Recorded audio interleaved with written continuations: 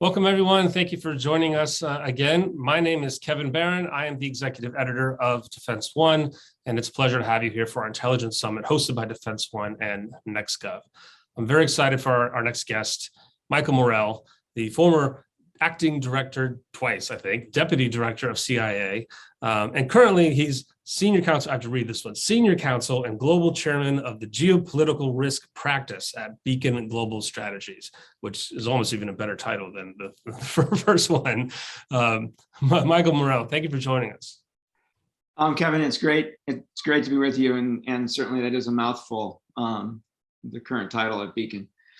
Well, I'm sure you've earned it. Look, you were the head of the spy agency, but now you're a pretty public figure. So a lot of people may know you, seen you about, you have a podcast, you're at CBS, and I highly recommend it to everyone, where a lot of that you talk about, the news of the day and what's going on in the world. Yes. And I want to ask you a lot about that today, but also I want to take this time, as we're doing with lots of our sessions, to talk about the current intelligence community and the federal workforce, the way that the intelligence community is structured, and how things are changing or how things should change.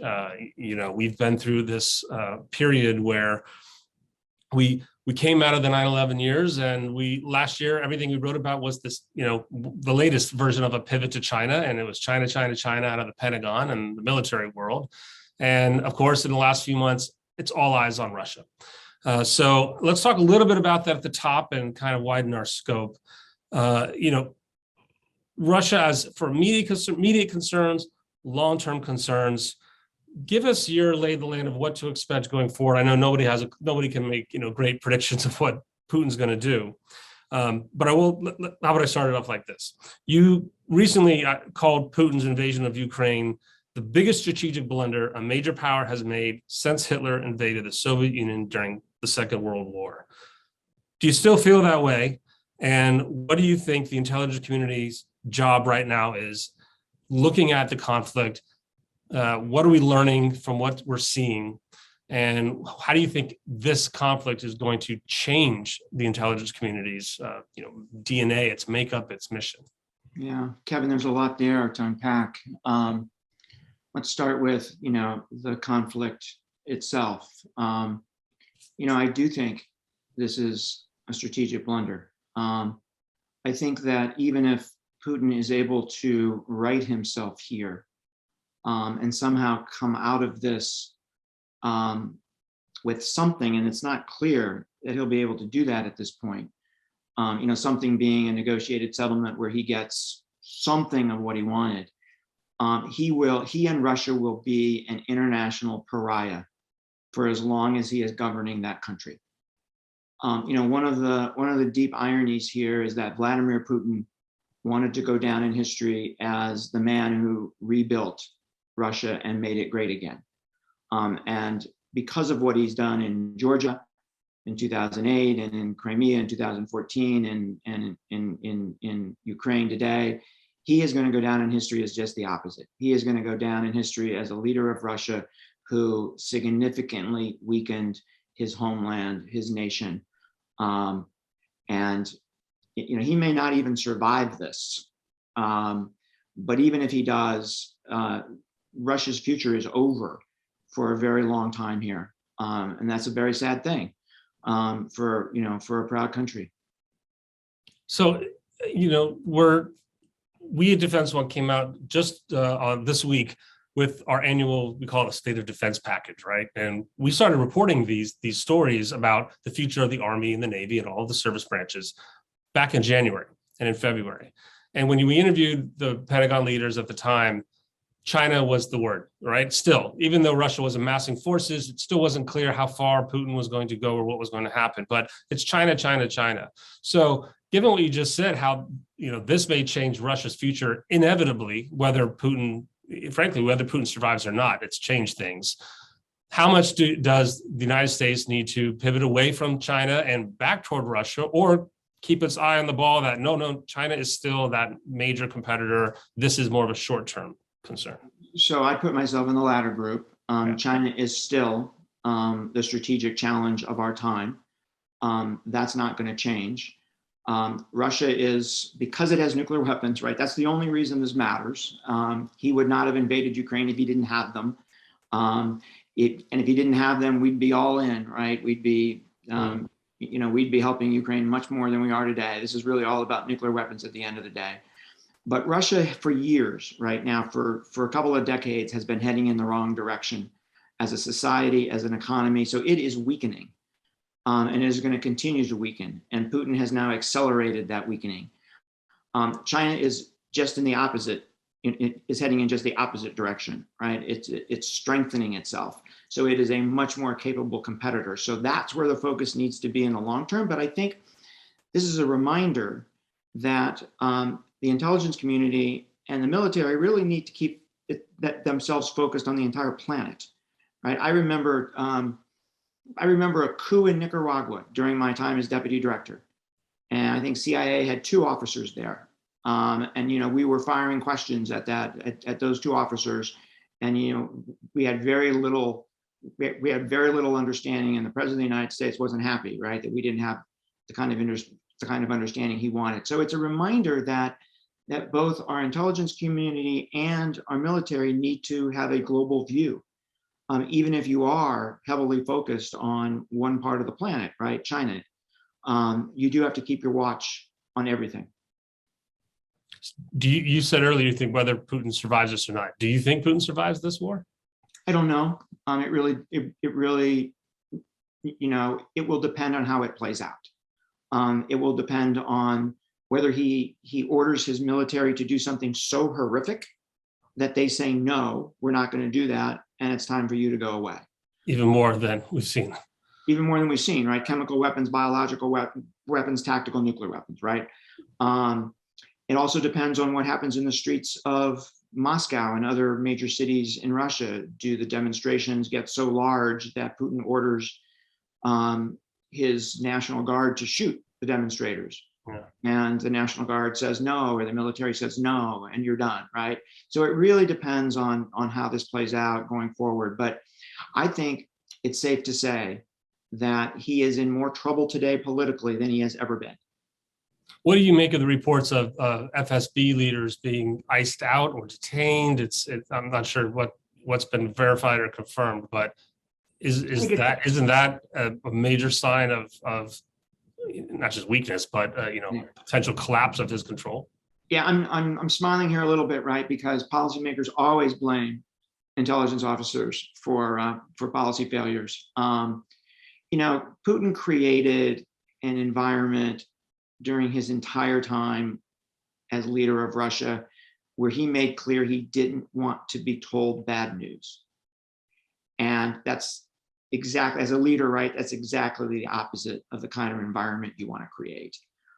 You want your people to tell you, Mr. President, that's a really bad idea, right? We know that his people are afraid to tell him the truth. And that's clearly what happened in this situation. And now he's playing a blame game by trying to put this on some of the people who follow him. Well, let's stick with this because I want to ask you about the information war and about propaganda, not just in Russia, but here at home. I wrote a piece last week, highlighting the what I thought were the similarities of how Putin's propaganda machine worked and what elements in the United States, mostly the American far right, would aspire to. Total control of media, just like you said, no bad news for the leader. I think the assessments that I was hearing, there's a lot of expert analysis and there's a lot of bad social media tweets about it, but it seemed that the propaganda machine from Putin is pretty bad outside of Russia, but inside is having an effect. There are, plenty of reports and video of Russians who believe what they're being told. They're still loyal to the regime, or at least it's had the effect of keeping down dissent and shutting down newsrooms, shutting down the remaining opposition, shutting down Facebook and such. So talk to me about what are your impressions of that whole factor of this conflict, and how the availability of social media in this war, the availability of OSINT, of open source intelligence, versus what professional intelligence community workers are focused on and doing and learning and how they're able to understand the conflict differently. Yeah, so I'd make 2 points, Kevin. One is his control of the information space in Russia is far from complete. There are virtual private networks all over the place. I'm talking to people inside Russia. They know what's going on in Ukraine. They're connected to the outside world. I think there's a fundamental difference between living in a city where you have access to things like VPNs and living in rural areas where you have little access to anything but Russian state TV. So there are plenty of Russians who know what's going on. The information space is absolutely smaller than it was before the war, but information is still getting in. And I will tell you that the people I'm talking to, even those who support Putin, are absolutely repulsed by what's happening to Ukrainian women and children. And they're hearing about that. They're seeing it as the information seeps in. So it's not complete. And I think there's an urban-rural divide here a little bit. Not dissimilar to the United States in some regards, right? The other thing I'd say is this is the first time we've really played in the information war in a situation like this as aggressively as we've had, and that's the use of intelligence, right? This is not propaganda in the sense that it's false. This is the use of what the intelligence community really believes, right? And what it's collected, and the administration declassifying that and putting it out there to do two things, really. One, to not allow him to have the predicate he was looking for an invasion, right? He really desperately wanted to be able to point to something and say, we need to go in and save Russian-speaking Ukrainians, right? And we denied him that. The other impact it had, and I don't know whether this was intended or not, was he kept on telling his people he was not going to invade. And the United States kept on saying, well, we have intelligence that says he's going to invade. And his people, because the media environment was more open then, they were seeing both arguments. They were seeing the United States saying, no, Putin's going to invade. And he was saying, I'm not going to invade. And then he does. And so our information war here, right, showed him to be a liar among his own people. And my understanding is that he's taken a hit for that at home in a way that, we should be proud of in terms of how we've used this information. So explain to, the public, I know then what's the difference between what we see, the open source intelligence and this, social media, more than ever war versus what the intelligence world sees and how it may have changed in a way, in a new way, in this conflict. Yeah. So if you're a CIA analyst, right, and you're working on some account, they're called accounts. If you're working on some account, it could be the Iranian nuclear program, it could be Chinese, foreign economic policy in Latin America, right? Could be Russian politics, who knows, right? It could be the Putin leadership analyst. You turn on your computer every day and you see a flow of all of the information that the US government has on that issue. What's come from the intelligence community, what's come from CIA in terms of human spies, what's come from NSA in terms of technical intelligence, what's comes from NRO and NGA in terms of satellite imagery, what comes from other government agencies in terms of reports from defense attachés, reports from embassies, State Department officials. So you see all of that, but you also see domestic US and you see foreign media. So domestic media and foreign media. There are Defense One articles, right, that people will read and they'll see. I hope so. It's true, right? What's like the percentage of media versus all those other official sources that come to your desk in the morning? Oh gosh, so it depends on your account. Right? Totally depends on your account. So if you're doing the Mexican economy, it's almost all open source, right? If you're doing North Korea's ICBM program, it's probably all government secrets, right? So it really depends what the proportion is. So you have all of that. What you don't have, and maybe we can transition here a little bit into where the intelligence community needs to go. What you don't have is non-traditional open source. So open source that's not media created, right? It's social media. It's what's on social media. It's what's on the Chinese version of Facebook and Twitter, right? It is what I call commercial intelligence, right? So private companies today generate a huge amount of information by just doing their business, right? Apps are a great example, right? And the amount of information they collect.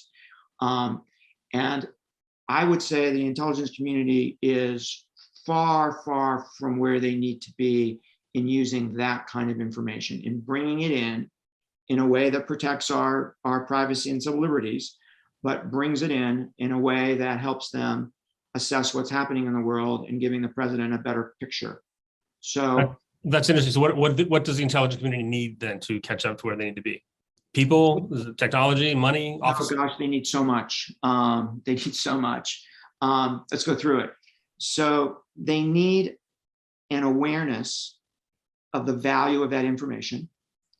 They need to break a culture of believing that if something is stamped top secret, it's more valuable than something that is stamped unclassified. It's making it much, much easier from a security, counterintelligence, contracting perspective to bring data and technology into the building. It's creating a front door where an American company that thinks it has something to sell or even just to provide, the intelligence community can go knock on it, right? Today, if you've got something that you think the intelligence community might value, you have to go find somebody who can take you in, or you have to go to In-Q-Tel and get yourself an In-Q-Tel investment, right?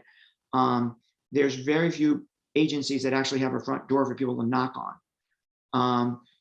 And the time it takes to bring something in, it can be very long. It needs to be squished down to days to weeks. But I think this is the biggest issue. Without the right technology and the right data, the intelligence community is going to fall behind. And I'd say in CIA's case, without the right tech approach going forward, it faces an existential threat. Faces an existential threat because of what people call ubiquitous technical surveillance, right? The ability of the adversary to see everything about anybody, right? How do you conduct a clandestine act in that kind of world? Well, the way you do that is you defeat it with technology and with new street tradecraft. You put those two things together. But that means you got to bring technology in, and you got to do it quickly, and you got to be aware of what's available on the outside. You can't build it all yourself. This is fascinating. A lot of what you're saying, it's the same language we hear in the Defense Department side when it comes to any kind of technology, whether it's weapons or just computer systems for the workforce, that it takes too long. It always takes too long. We need to shorten it. And allegedly, we've had progress. Have we? As they're not. I guess you're saying there hasn't been enough progress on the intelligence side. But is it a problem to fix within? Is it agency by agency, or do you need legislation from Congress? You need public help. I mean, you don't want an actual door to knock on at Langley. I've driven by there, but how? Yeah, no, I think you actually do, right? I think really? You Okay. do, right? I think if I had my way at the agency, right, you'd have a place, probably wouldn't be at Langley, right? It'd be someplace else that an entrepreneur could go knock on the door, right? And say, hi, I'm so-and-so representing so-and-so company, and I've got this, and I want to show it to you. Like a DIUX version for Intel, or yeah, but even that's DIU, that's a place that invests, right? I want a place where people can show, right, and then have a unit there that is going to evaluate that technology, take a look at that data, see how valuable it is, bring other people in to take a look at it. And then if it's really valuable, speed up the process, right? Is that IARPA's job, or this is more than that? No, IARPA is much more investing in, Very future. very, very futuristic, very early stage, tech. This is This is tech that's been proven. This is existing companies who have sales in the commercial sector and who want to help their country here.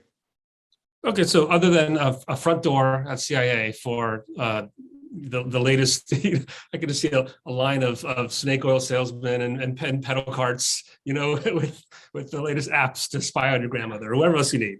What else do you think, if you had the chance to rewrite the intelligence community from scratch? Yeah. Usually, if you have a chance to rewrite anything, you do something differently. How would you do it differently to meet all the threats that are coming down the pipe that we think we're facing now? Yeah, so I think, if the intelligence community didn't exist and the president said, I think we need an intelligence community, every other country has one, and got a bunch of smart folks in a room, they would probably create a Department of Intelligence, where you would have the all source analysts, sitting on top, and you would have verticals being the different collection, the different approaches to collection. Now, if you did that, right, what you would soon find is that other departments would start creating their own intelligence units. Why? Because leaders of those departments, whether you're the Secretary of Defense or the Secretary of State or Secretary of Treasury, right, you don't want to have to be dependent on another secretary. Right? You want to be able to control your own intelligence. And so over time, this new intelligence community that I'm talking about here, this Department of Intelligence, would start looking like the current intelligence community, right? Divided up into 17 or 18 different agencies the way it is today, really because people want to be able to control and get what intelligence they want when they need it. And you'd be right back to where we started. So the question really isn't so much about how you structure the intelligence community. It's about what you demand of it, right? It's about what the president demands of it. It's about what the National Security Advisor demands of it. And then in terms of, and I think the bar needs to be really high. I had this great moment with President Bush on Air Force One once when I was really proud to show him something that a Middle Eastern leader had told to our chief of station in that country. So the leader knew he was talking to the chief of station, right? And the chief of station wrote a report, sent it back. It was very interesting. I showed it to the president. The president read it and said, Michael, that's really interesting. But what I really want to know is what that leader is saying to Saddam Hussein behind my back. Boom, you raise the bar, right? That's the kind of leadership you want in the White House on intelligence and in the intelligence agencies on intelligence, right? You want to be demanding.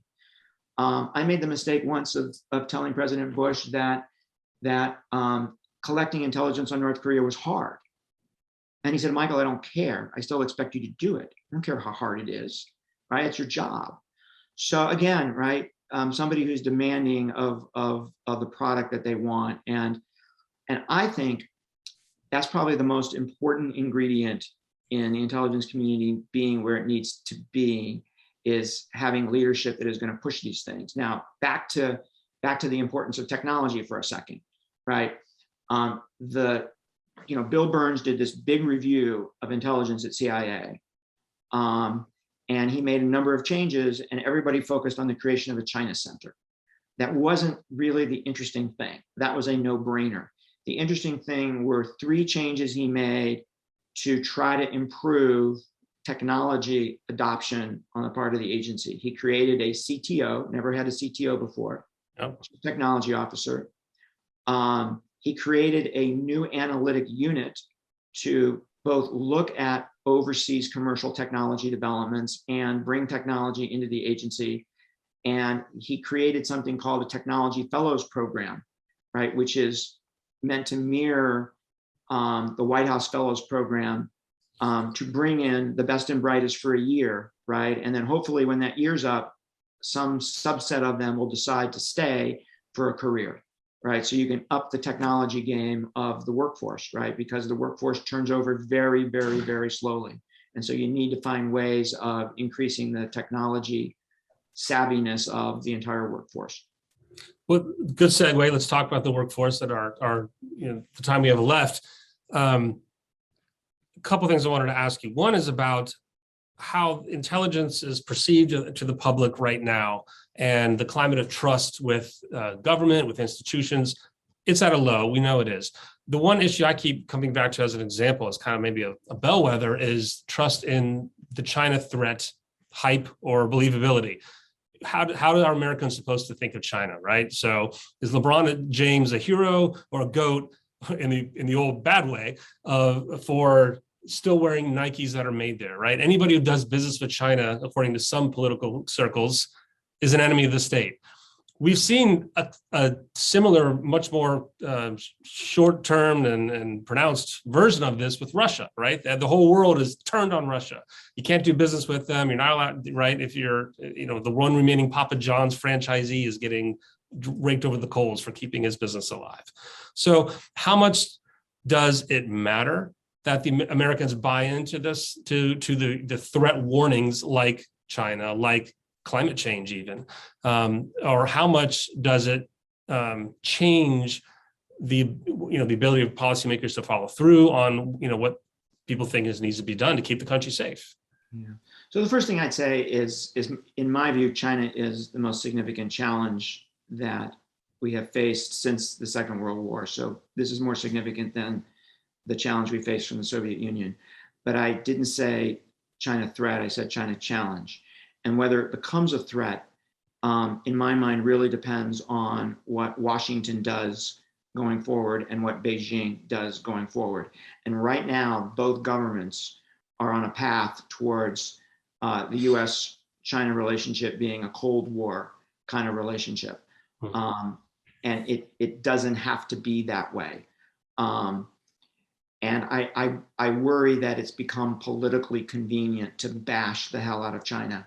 You can't find anybody on Capitol Hill with anything nice to say about China. But you still go out into the private sector and you talk to companies whose future depends on doing business in China. It's a huge growing market, right? So if you're making some product and 80% of the increase in demand for that product over the next 25 years is going to be in China, you got to be there. You're not going to survive. Well, you make that comparison. I spoke to Dimitris Sevastopoulos, a good friend of mine. He's the FT reporter for covering U.S. and China. And he said at a previous event of ours in December that when he tries to call CEOs now to get comment on stories, they won't talk because they're afraid if they say something too positive, they're in trouble. And if they say something too negative, they're in trouble for this reason. If they say something too negative, they're in trouble in China. And if they say something too positive, they're in trouble here, right? Or they're negative with shareholders. They're negative. It'll hurt their business. Goldman Sachs can't, or Disney, whatever it may be. These are major sectors of U.S. society, and it's different than the Pentagon. This is not these aren't hard security folks. So we should watch what we say. We should watch what we say. Number one, and number two, we need a policy towards China, and we still don't have one, right? And we really need what we need to do. Is what my really good friend Chris Johnson, who's a China expert, says we need to do, which is we need to look at what China's ambitions are in the world, and we need to say which of those can we accept and which of those can't we accept, and we need to go have a conversation with them and tell them those two things, and then align our allies with us against those things we can't accept. But China is not the Soviet Union. They cannot be contained, right? They are going to continue to grow in power. And if we don't figure this out, then we're going to find ourselves on the losing end, I'm afraid. Do you think this affects the ability of the intelligence community to recruit, to rely on the future to be able to have Americans who want to come in and serve, or vice versa, to be able to reach out and use however we need the open society to help with the cause of keeping the country safe? Yeah, no, I don't think so at all. I mean, I think it is really easy to recruit. There are. Why is it really easy to recruit? Because there are thousands and thousands and thousands and thousands of people who apply, for very few jobs. I can't tell you how many kids I talk to about who want to work there. When I left in 2013, I think it's a little bit less now, but when I left, there were several 100,000 applications a year for very few jobs. So, people want to work there. because the work is meaningful from a public service perspective. It is intellectually challenging. It's intellectually stimulating. It's never the same. I worked there for 33 years, Kevin, and there wasn't a single day I didn't want to go to work. So do you think we mentioned propaganda in the beginning, the bifurcation of the country, the division of politics? I've written how I think almost if not every Secretary of Defense that I've covered since Robert Gates, when they left the building, they made some kind of warning that America's own domestic internal politics was really the greatest threat to the United States. Absolutely, without a doubt, right? Even when I was back in 2013 and I would go give a public speech somewhere, the question would always get asked, what is the thing you worry about the most, right? And I felt I had to give a national security answer, right? I felt I had to say terrorists with nuclear weapons, right? That still scares me, right? I mean, that's still a possibility. But what really scares me is how broken our political system is, and because of that, how we can't come together and make decisions and make policies that move our country forward, both economically and socially. Because at the end of the day, we can't compete in the world unless we're strong. So you can forget about competing with China if we can't get our own house in order. So absolutely, we are the biggest threat that we face. And you asked earlier about how people perceive the intelligence community, and the intelligence community from time to time has found itself the meat in a political sandwich in multiple administrations, right? But most of all in the Trump administration. And I think, as I kind of look backwards, it's probably best for intelligence officers not to play in politics. And this is, you're looking at somebody who did for a period of time. I publicly backed Hillary Clinton. I wrote some op-eds, taking on the president and his views of intelligence. And, I think maybe at the end of the day, that actually undermines the intelligence community. It's best to just, keep your head down and do your job, and not get involved in political spats. Because when you get involved in political spats, people start questioning your motives and your objectivity. And that's when the intelligence community can lose some trust. So do you see, we're over the time, if you indulge me, just do you see, or is there a role then for the intelligence community to do something about it? What is the intelligence community's concern about America's domestic division? Is it just to be informed of it and inform the policymakers, or is it to create solutions or somehow change? Intelligence community doesn't look, right? Intelligence community doesn't look at our country and assess its strengths and weaknesses and vulnerabilities. Could it? Right? No, I don't FBI, think so. DHS, or agencies like that? From a security perspective, yes, but not from a political perspective, right? I think that's a line too far, right? That's what I mean. If the extremism leads to violence, leads to militia organizations, that's an FBI thing, right? That's absolutely an FBI. They should be assessing it. They should be looking at it. DHS, I leave that to them. I don't really understand that role, but the FBI for sure. But you don't want your intelligence community, playing inside the country, playing politics in any way. We've been through that, right? To the great damage of the intelligence community. We don't want to do that again. We're here to protect that Bill of Rights, not undermine it. Gotcha. If I could ask you a last question, we didn't talk about the Middle East, but it's still a major part of our lives, especially on the defense side of intelligence. A lot of us have a kind of an uneasy feeling that the Middle East is in our rearview mirror. Maybe so quickly it's been jarring. Maybe not for others. So, what are your thoughts of? Are you concerned about how the Middle East is not the center of attention as it used to be? Is it in the right place? And what are the main? It's easy to say the Iran deal is important and Yemen is important, but I guess my question is, what kind of concerns do you have about how the Middle East is being viewed by policymakers today, given everything else in the world that has to be addressed? Yeah. So you have to be able to walk and chew gum at the same time. Yeah. Right? And I'm concerned that there are a number of areas of the world that we're simply not paying attention to. And I would put the Middle East in that category, and I would put Latin America in that category. And the Middle East feels as if this administration doesn't care about them. There's deep unhappiness among Middle Eastern leaders about the lack of attention. There's deep unease about what this Iran deal is going to look like, and that it's not going to deal with dealing with the nuclear issue is critically important. But if you're on the front lines there, also dealing with their malign activities in the region is critically important. And they don't see us focused on that. They don't see us caring about that. And I think that opens the door. It opens the door to China. It absolutely does. In terms of filling the vacuum, and that's not good for us.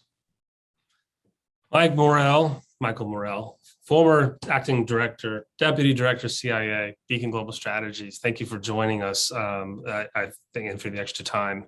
I had a lot more questions, but this ought to suffice for now. We'll have to have you back if that's okay. Absolutely. Great to be with you, Kevin. Thank you very much. And those of you watching at home, please stick with us for the next session as the Intelligence Summit Day continues. And don't forget to, of course, come visit us at Defense One and our sister NextGov and check out our coverage there. We'll see you in the next session. Thank you.